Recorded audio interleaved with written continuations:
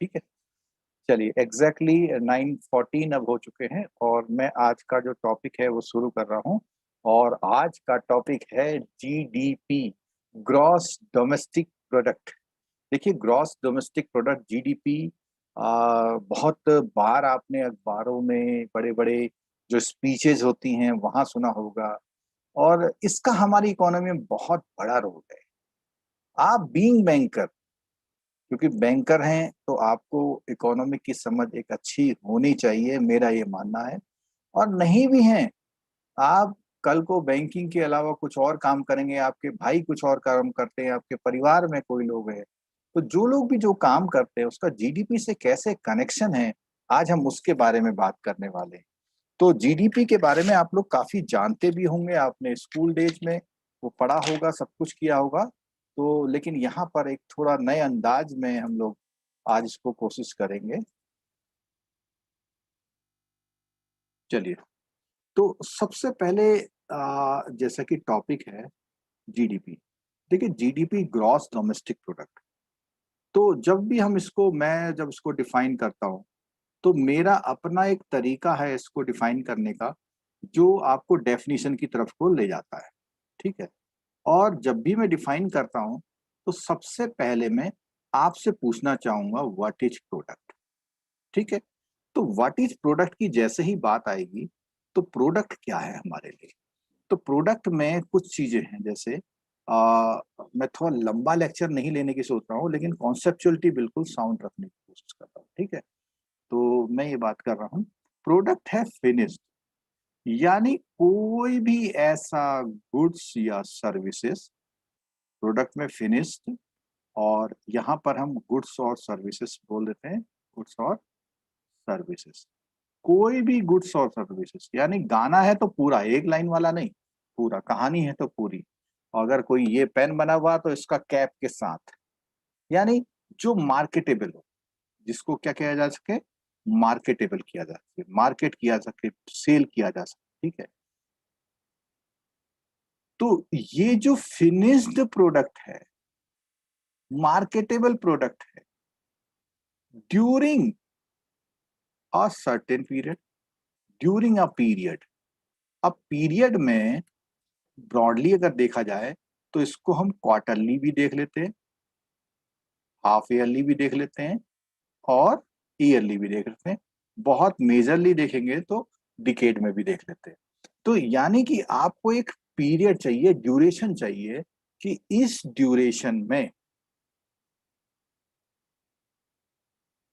इस ड्यूरेशन में, during this time, कोई भी गुड्स और सर्विसेज जो फिनिश्ड फॉर्म में आ गई है, मार्केटेबल हैं, जरूरी है मार्केटेबल है, यानी जिनकी प्राइस को एसरटेन कर सकते हैं, ऐसे प्रोडक्ट जो कि डोमेस्टिकली, डोमेस्टिकली का मतलब कि एक जोग्राफिकल बाउंड्री में, जोग्राफिकल बाउंड्री में बने, उसको डोमेस्टिक बोलते हैं।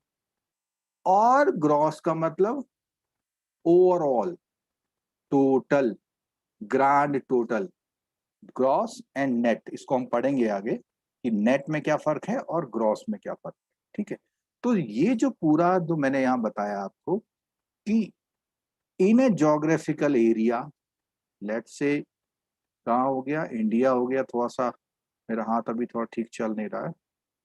ठीक है, इंडिया हो गया यहाँ पर। ठीक है, और या कनाडा हो गया, इवन इंडिया की जगह यूपी हो गया, दिल्ली हो गया, एशियन कॉन्टिनेंट हो गया, या पूरा ग्लोब कह लीजिए। ठीक है, तो वो जोग्राफिकल एरिया हो गया। तो उस जोग्राफिकल एरिया में during a period, during a period quarterly, या लेट्स से 1 अप्रैल 20 से लेकर के 31 मार्च ऑफ 21 तक, this is the period. Any goods or services which is formed in a finished form and is marketable have its own price। अगर हम उन सबको add कर दें तो it will be known as gross domestic product. ठीक है, अब एक क्वेश्चन आता है कि कैसे ऐड कर दें, कैसे पता लगेगा गवर्नमेंट को। और आपको ये पता है कि जीडीपी जो है मैक्रो इकोनॉमिक कॉन्सेप्ट है। जीडीपी जो है कौन से कॉन्सेप्ट है? मैक्रो। सीआईबी वाले बहुत ध्यान से लेने, micro economics and macro economics. Macro economics का मीन्स है कि जो किसी लेवल पे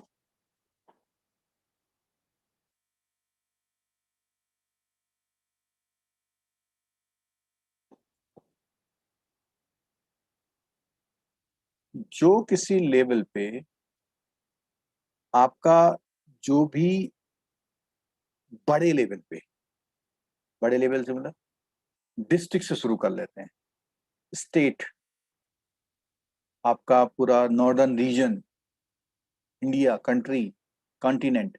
तो ऐसे लेवल्स पे जब किसी इकोनॉमी की बात की जाती है जिसको इंडिविजुअल पर्सन का ज्यादा इम्पैक्ट नहीं करते हैं, कंसीडर नहीं करते हैं, तो उसको मैक्रो इकोनॉमी।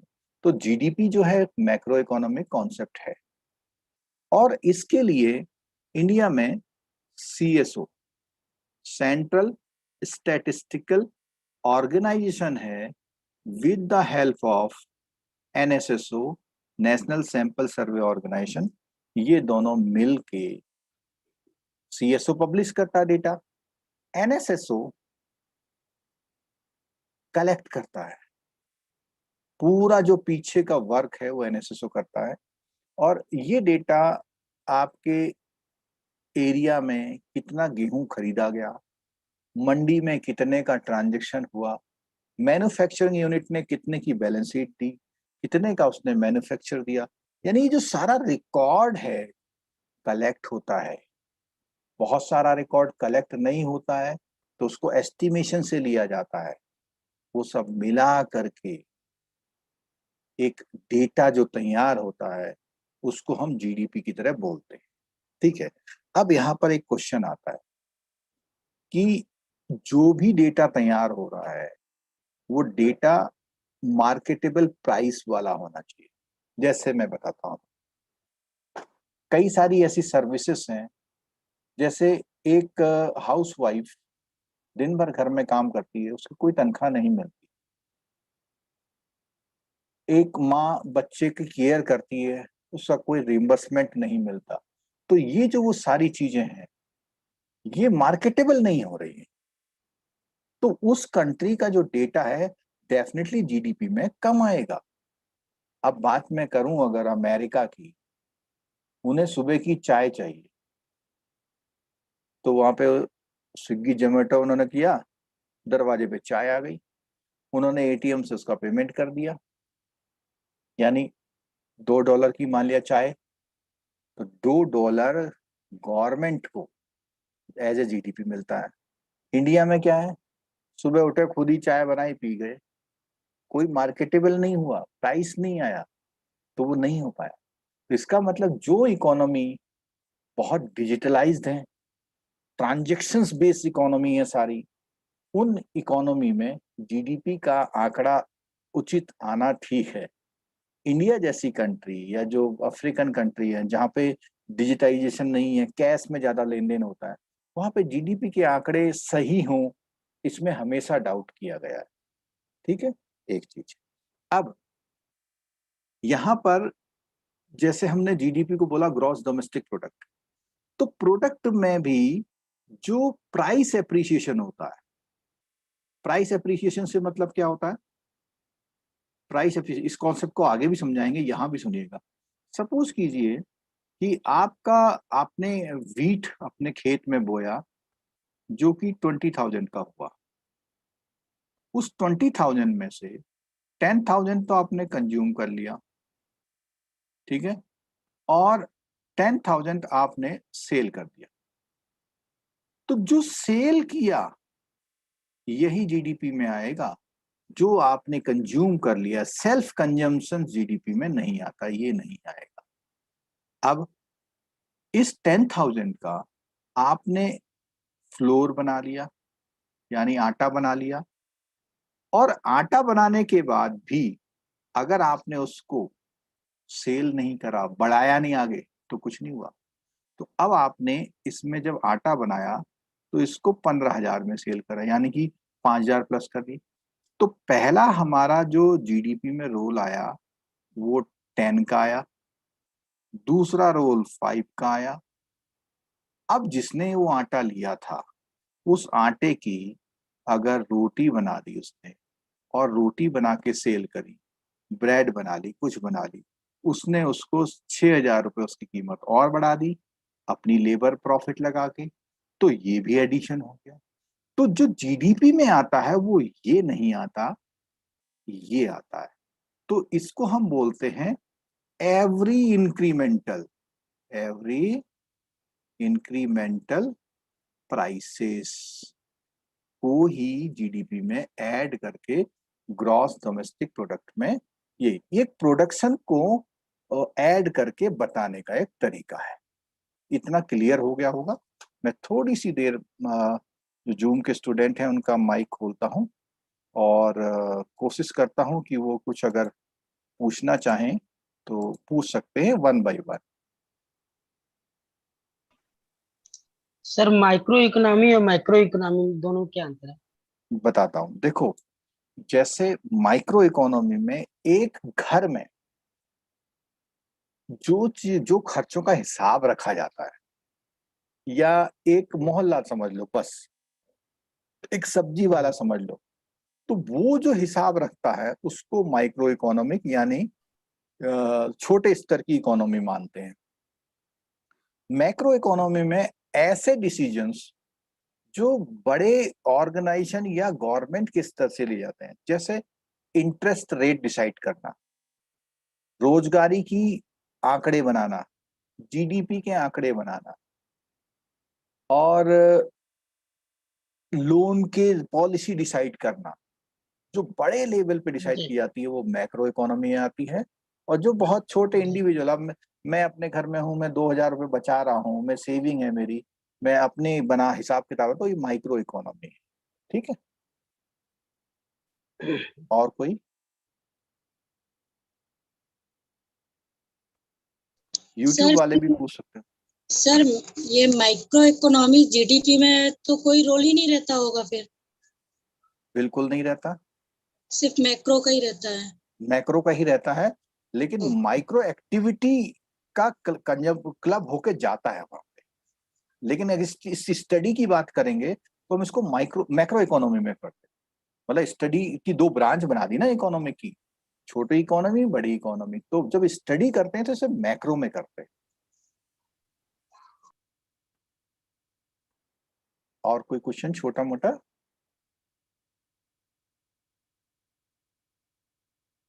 हेलो।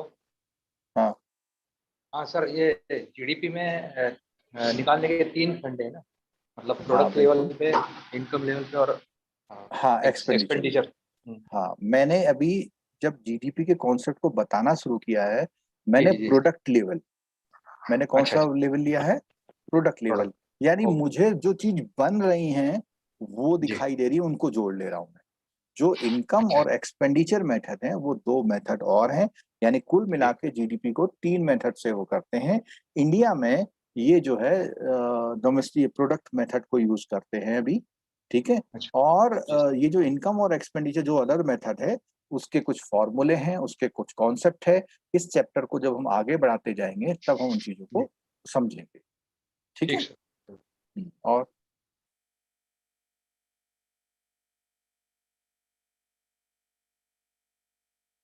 हाँ, जैसे गुरु धाकर जी ने यूट्यूब पे पूछा हुआ है, free bias and free sample also part of, बिल्कुल नहीं। जो चीज फ्री है वो जीडीपी का पार्ट नहीं। ठीक है। हाँ, सर राकेश बाबा जी ने बोला हुआ micro is a part of, मैं बिल्कुल डेफिनेटली, मैंने बोला नहीं कि घर की हाउस होल्ड की चीजों से शुरू होता है, लेकिन इसकी स्टडी जो है मैक्रो में करते हैं। ठीक। चलो, मेरे ख्याल से बेसिक चीजें हो गई है, आगे हम बढ़ रहे हैं। आपको मैं म्यूट कर दे रहा हूँ। मेरी फिर रिक्वेस्ट ये है, इस चैप्टर को आप थोड़ा समझने की कोशिश करिए, ये आपको आगे जीवन में कई बार कई मौकों पर अच्छा हो देगा। ठीक है। तो अब मैं इसके सबसे इम्पोर्टेंट एस्पेक्ट पे आ रहा हूँ, और एस्पेक्ट पे आ रहा हूँ 4 वर्ड आपने सुन। पहला वर्ड तो बहुत देर से अभी हम सुन रहे हैं, जीडीपी, जीएनपी। ये जो अगले 15 मिनट हैं आपकी इन चीजों को बिल्कुल क्लियर कर देंगे।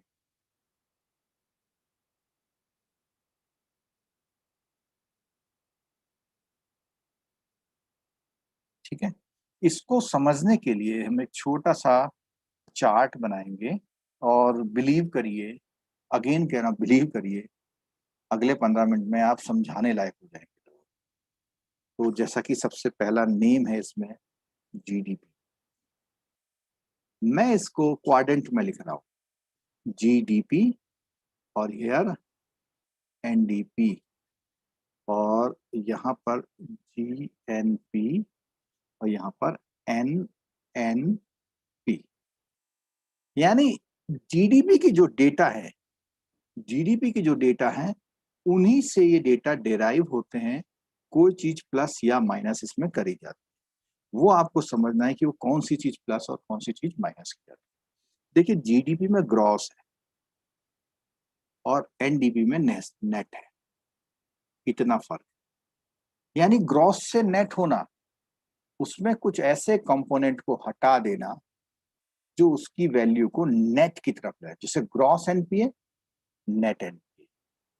ठीक है, तो क्या वो चीज है जो हम इसमें से कम कर दें कि वो जीडीपी को एनडीपी बना दे, और वो चीज है डेप्रिसिएशन। अब डेप्रिसिएशन क्या होता है भाई? आप कोई भी चीज बनाएंगे तो उसमें मशीनरी यूज होगी।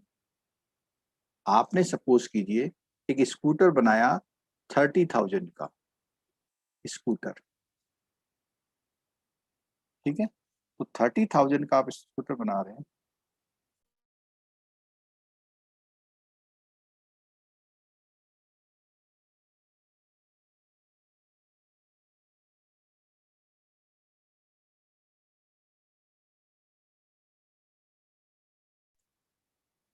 तो 30,000 का आप स्कूटर बनाते हैं, तो आपका बहुत बड़ा प्लांट, मशीनरी उसको बनाने में यूज हुई। आपका वो जो डेप्रिसिएशन हुआ, तो प्रोडक्ट आपने सेल तो कितने का किया? 30 का किया, प्लस कुछ प्रॉफिट भी जोड़ा होगा। लेकिन इसमें से ये मानते हुए कि मेरे प्लांट में 30,000 के 10 स्कूटर बने, तो 30,000 के 10 स्कूटर बने यानी 3 लाख। इस 3 लाख के स्कूटर में पता लगा कि 20,000 का आपका मशीन घिस गया। डेप्रिसिएशन बैलेंस शीट में मिल जाएगा आपको, हर बड़ी कंपनी की बैलेंस शीट में मिल जाएगा कि हमारी कंपनी का डेप्रिसिएशन इतना हुआ, प्रोडक्शन इतना हुआ। तो वो आप इसमें से माइनस करेंगे, यानी आप कहेंगे कि मेरे फैक्ट्री की जीडीपी 2,80,000 है, लेकिन वो स्कूटर पूरे पूरे फिनिश्ड बनने चाहिए। एक बात, तो ये बात मेरे ख्याल से बिल्कुल क्लियर हो जानी चाहिए कि अगर हम, हाँ, और आपका एक क्वेश्चन ये जायज है कि ये डेप्रिसिएशन की फिगर कहाँ से आती है? कोई बता सकता है कि मुझे डेप्रिसिएशन की फिगर कहाँ से आती है? मैंने आपके इस माइक खोल दिए हैं। Balance sheet. बैलेंस शीट से, वेरी गुड, या प्रॉफिट लॉस अकाउंट से? Profit loss account. Profit loss and account, PL profit and loss. PL account, yes sir. देखो, ये जो डेप्रिसिएशन है दोनों का पार्ट होता है। अगर आप देखेंगे बैलेंस शीट में, जहाँ दोनों पे में शो होता है सर। हाँ हाँ, एसेट एसेट नीचे में, में माइनस, एसेट में वो हर आइटम का माइनस माइनस दिखाते हैं, ठीक है, और उसका कंसोलिडेट फिगर कहाँ देते हैं? प्रॉफिट लॉस में। पीएल। ठीक है, कहीं से भी आप उठा लीजिए, दोनों चीज ठीक है। तो डेप्रिसिएशन, अच्छा, अब बात आती है कि क्या हर कंपनी की बैलेंस शीट सरकार के पास जाती है? नहीं जाती है सर। नहीं हर कंपनी की जाती है आरओसी में, जाती है, सब पब्लिश होती है। हर फर्म की नहीं जाती, हर ओके। बिजनेस हाउस की नहीं जाती, वो एक अलग बात है। हर कंपनी की लेकिन आरओसी में जो रजिस्टर्ड कंपनी है वो तो भेजती है, ठीक है, और बाकी उनका सैम्पलिंग एस्टिमेशन टेक्निक से वो निकालते हो, ठीक है।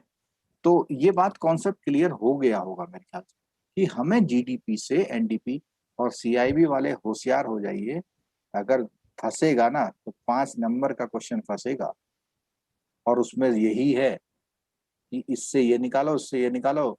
थोड़ा कॉम्प्लिकेसी हो सकती है, प्लस माइनस आप करेंगे वहां पे, लेकिन कॉन्सेप्ट जब तक नहीं होगा तब तक कुछ नहीं कर पाएंगे आप।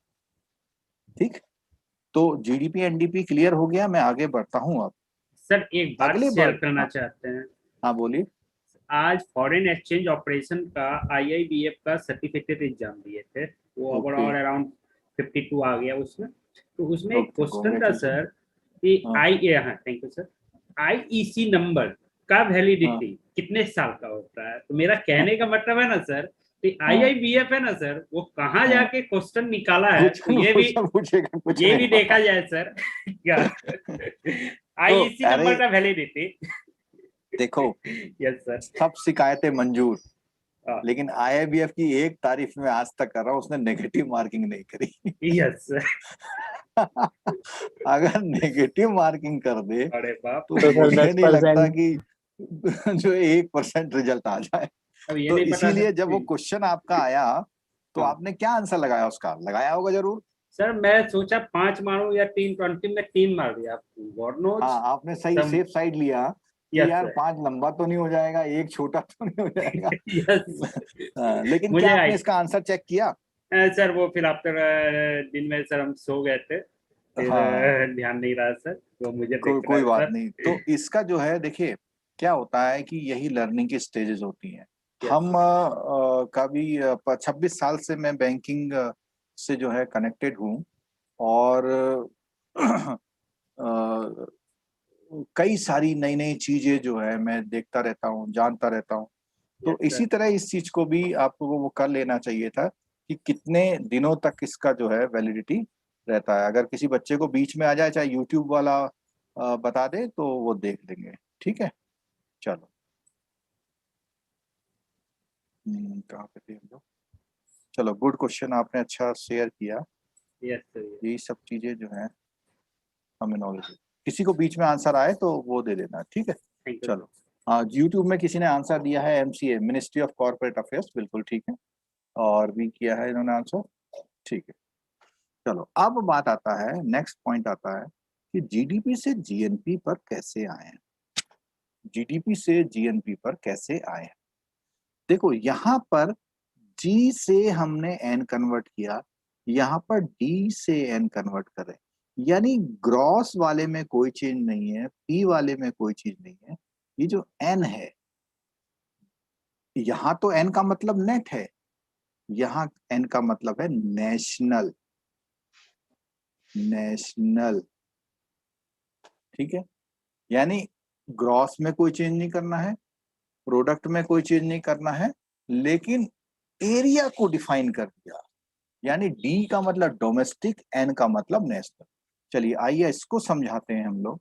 कैसे समझाएंगे? समझाने के लिए हम एक अपने इंडिया का थोड़ा सा ज्योग्राफिकल इलाका बना लेते हैं, और उनके साथ साथ हम थोड़ा सा वर्ड को भी समझेंगे।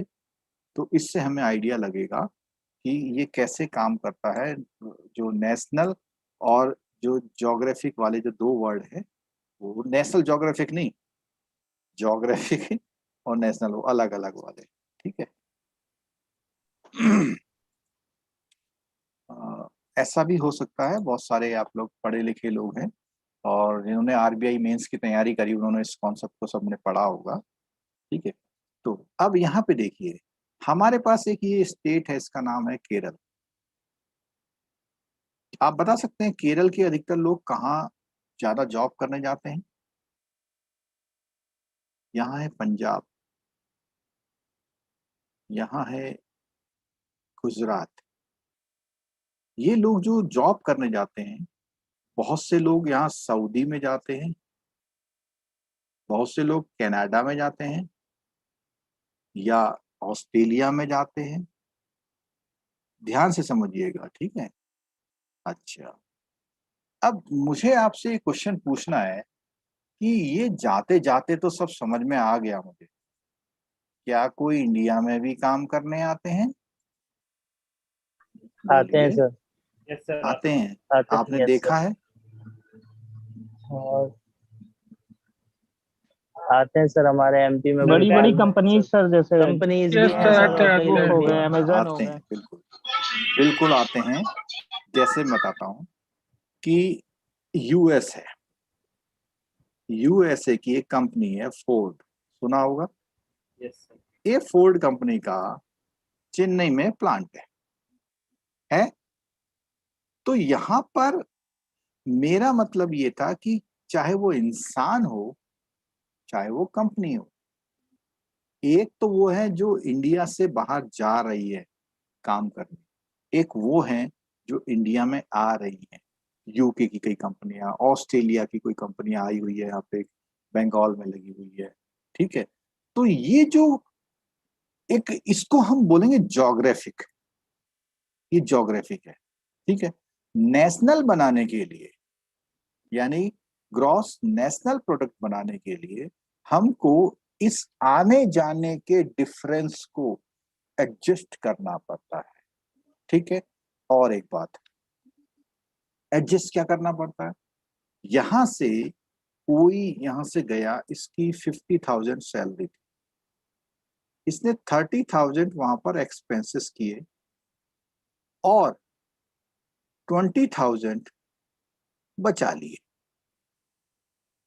अगर 20,000 उसने बचा लिए तो क्या हमारे ग्रॉस नेशनल प्रोडक्ट में इसका इम्पैक्ट आएगा या नहीं आएगा?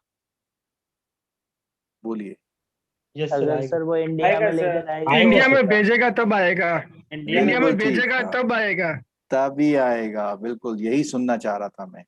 देखो, जब तक वो मनी वहां पर है तब तक नहीं आएगा।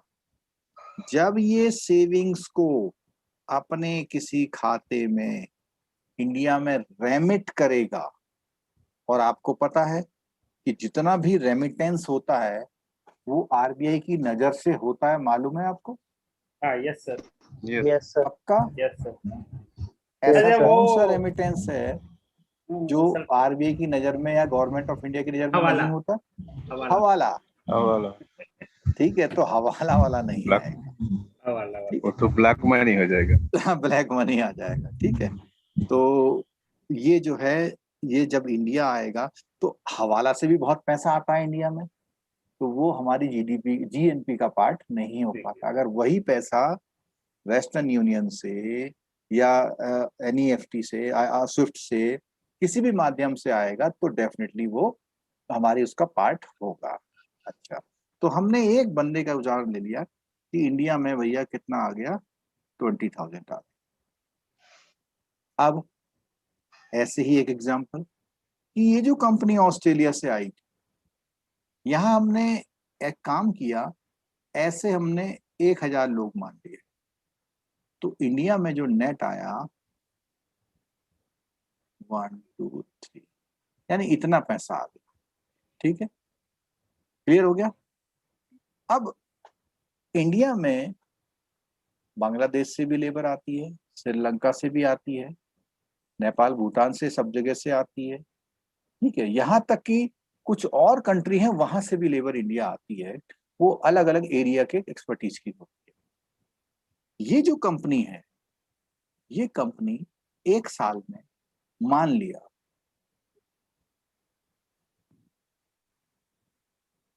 $20,000 का प्रॉफिट लेके जाती। अब $20,000 का अगर हम 70 रुपए भी रेट लगा ले तो यहाँ पे 70 आ गया, 1 2 3 4 5, ये इतना हो गया, 14 ये वो लेके चली गई।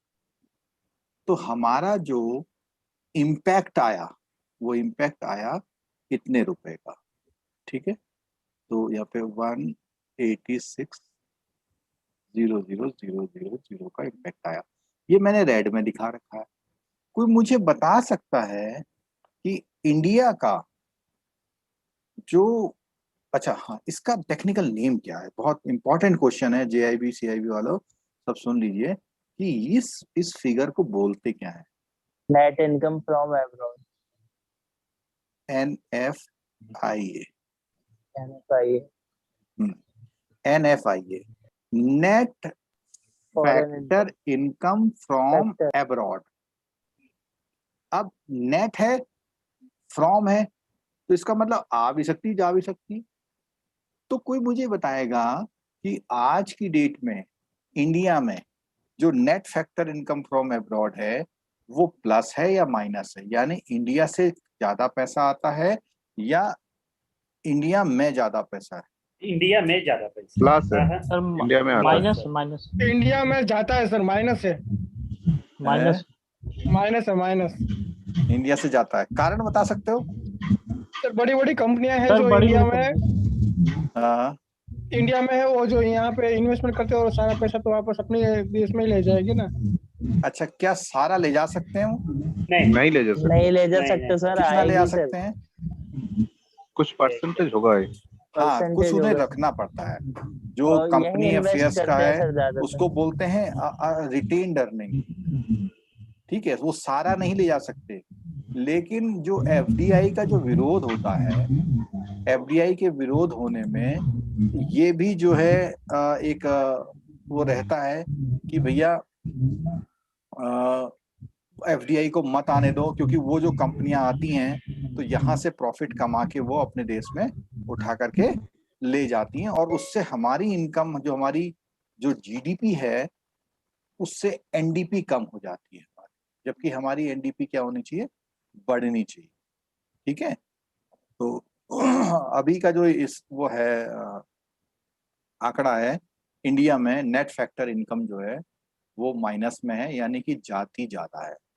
भाई हम सोच रहे हैं हमारे करोड़ों मजदूर 20,000 महीना भेजते हैं, लेकिन ये जो व्हाट्सएप, फेसबुक और ये सब आ चुकी हैं इंडिया में, गूगल, ये इतना पैसा ले जा रही है यहाँ से, यहीं के लोगों का कमाया हुआ। तो ये बात मेरे ख्याल से क्लियर हो गई होगी आपको, अभी हम डेटा पे नहीं जा रहे। तो एनएफआई क्लियर हो गया।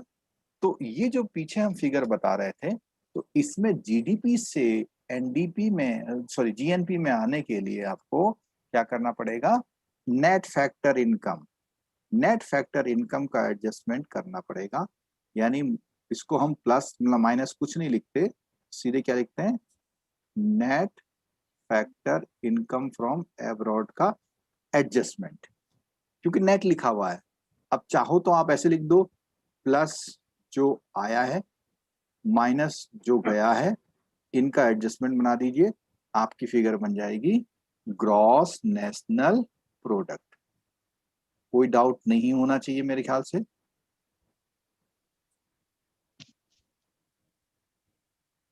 ये जो हम बता रहे हैं, ये 5 नंबर का न्यूमेरिकल आपको दे सकता है। कॉन्सेप्चुअलिटी जो जेआईबी वाले बैठे हुए हैं या प्रमोशनल वो समझ लें, उनके लिए काम आ सकता है। ठीक है,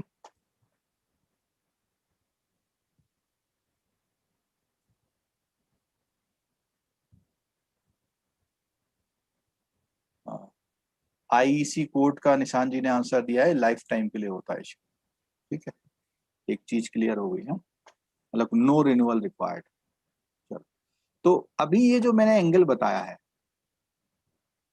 ये एंगल डेप्रिसिएशन बेस्ड है और एनएफआईए बेस्ड है। अब एक बहुत मतलब कहना चाहिए इंटरेस्टिंग चीज ये है कि आप चाहे लेफ्ट जाएं या डाउन जाएं, उसके बाद अगेन आपको लेफ्ट या डाउन जाना है। यानी आप यहां से यहां आ गए तो यहां से नीचे जाइए, एक केस, या यहां से यहां आ जाएं या यहां से यहां आ जाएं, 2 केस। ठीक है, 2 केसेस। अब कैसे, सुनिएगा ध्यान से, कि अगर हम पहले डेप्रीशिएशन में एडजस्टमेंट कर रहे हैं और उसके बाद एनएफआईए में एडजस्टमेंट कर दें,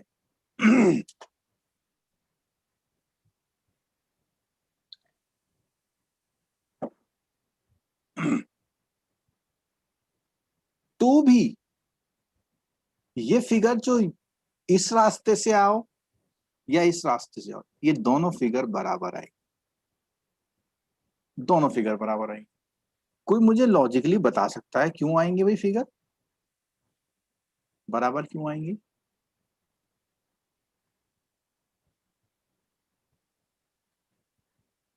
मैंने आपके माइक बंद करे हुए क्या? नहीं, आपको बोलने की परमिशन है, बताइए। सर दोनों में से डेप्रिसिएशन माइनस करते हैं। नहीं, मेरा क्वेश्चन ये था कि यहाँ जो डेप्रिसिएशन होगा और यहाँ जो डेप्रिसिएशन होगा वो इक्वल होगा। क्यों इक्वल होगा बता सकते हैं?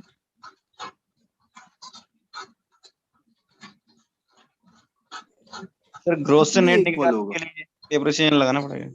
हाँ, इसलिए इक्वल होगा कि मैन्युफैक्चरिंग जो हुआ इसमें तो हम फॉरेन के मैन्युफैक्चरिंग कंसीडर कर ही नहीं रहे भाई। मैन्युफैक्चरिंग तो हम ग्रॉस का ही कर रहे हैं, यानी जो ज्योग्राफिकल का। तो ज्योग्राफी यानी इंडिया, इंडिया में जो भी मैन्युफैक्चरिंग हुआ उसमें डेप्रिसिएशन का अमाउंट फिक्स रहेगा। तो आप पहले माइनस कर लें या बाद में माइनस कर लें। ऐसे ही जो NFIA है, जो इधर होगा वही इधर होगा। क्लियर होगी बात ना? और इसके बाद जो फिगर बनती है, देखो आपने इस G को कन्वर्ट कर दिया N में, इस D को कन्वर्ट कर दिया N में, और P प्रोडक्ट है। तो यहां पर N का मतलब ये वाला है और इस N का मतलब ये वाला, यानी इसको बोलते हैं नेट नेशनल प्रोडक्ट। ठीक है। और ये जो नेट नेशनल प्रोडक्ट है, इसको ये बोला जाता है, ये सबसे की वैल्यू होती है किसी भी इकोनॉमी को जज करने। एक सेकेंड रुकिएगा।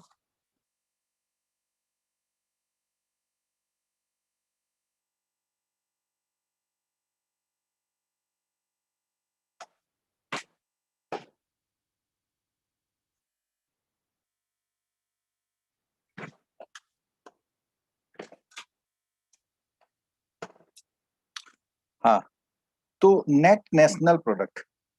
तो अब मैं ये पूछ रहा हूं कि नेट नेशनल प्रोडक्ट को क्या हम किसी और नेम से भी जानते हैं? बताइए। National income. Very good. Net national product को नेशनल इनकम के फॉर्म में भी जानते हैं। और एक जब पर कैपिटा इनकम की बात होती है,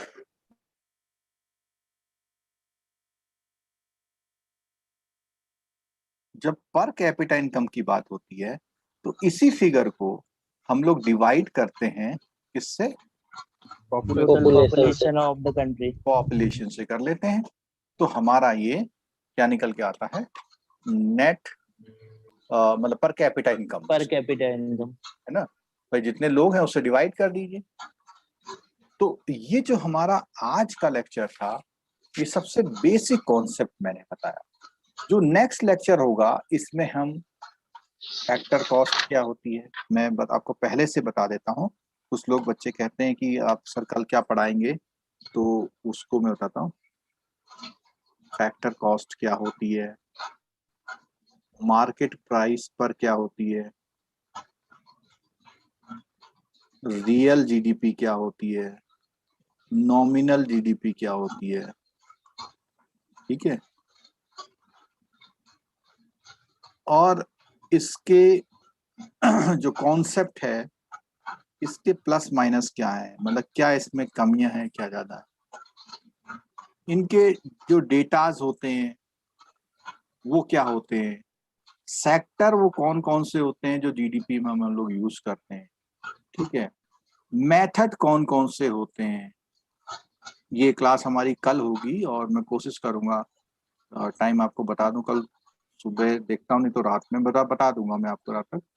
तो ये चीजें इसमें हम इसके अलग कल के कॉन्सेप्ट पढ़ेंगे। आप लोगों से मेरी रिक्वेस्ट क्या है, जो आपका बुक है आप उस बुक के जो टॉपिक है उस टॉपिक के छोटे छोटे हेडिंगों को का पढ़ने की कोशिश करिए। कि जीडीपी क्या है, जीएनआई क्या है, जीएनपी क्या है, क्या प्लस किया, क्या माइनस किया। तो हालांकि हम एक एक चीज को लेंगे, बहुत बढ़िया तरीके से आपको बताएंगे, लेकिन फिर भी मेरी रिक्वेस्ट ये है कि प्लीज आप जो है इस टॉपिक को पढ़िए। बहुत 5-6 पेज का टॉपिक है, हम आपको बढ़िया से समझाएंगे।